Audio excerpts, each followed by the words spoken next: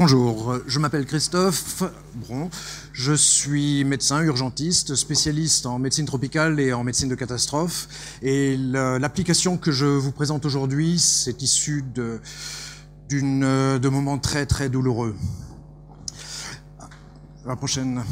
À Haïti, en 2010, j'étais coordinateur de santé pour la Fédération internationale de la Croix-Rouge et on sortait avec parfois du succès des personnes, mais quelques heures plus tard, on sortait leurs enfants.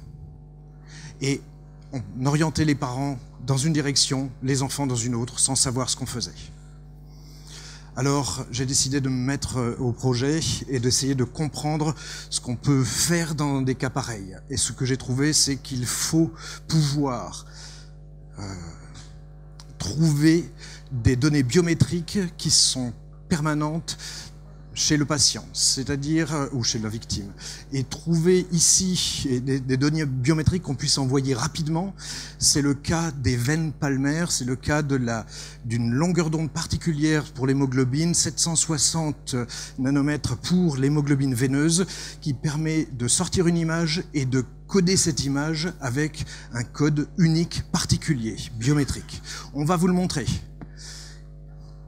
Ici, on saisit le scan d'une main, la main gauche. Puis, on saisit le scan de la main droite. La machine calcule rapidement l'étape suivante. Elle calcule un code unique. Ce code, il est intégré dans le logiciel qui nous donne aussi la situation de la personne qu'on a retrouvée, avec son point GPS, quelques indications médicales, quelques indications sur la pathologie et l'état de la personne. Parfois, c'est une personne décédée et on l'enregistre aussi parce que les veines sont toujours réactives.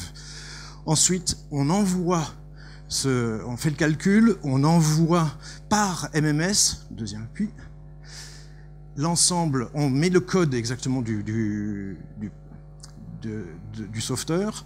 On appuie encore une fois, et on envoie ici par MMS à une base de données logistique. On passe sur l'autre.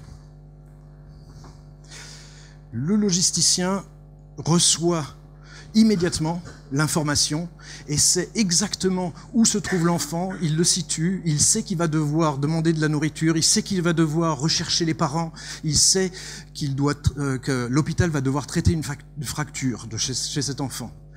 En fait, le but de cette application, c'est d'ensuite de pouvoir agréger ces données, faire une base de données et pouvoir repérer auprès de qui l'enfant a été placé au moment de la catastrophe. Et de cette façon, on gère le désastre.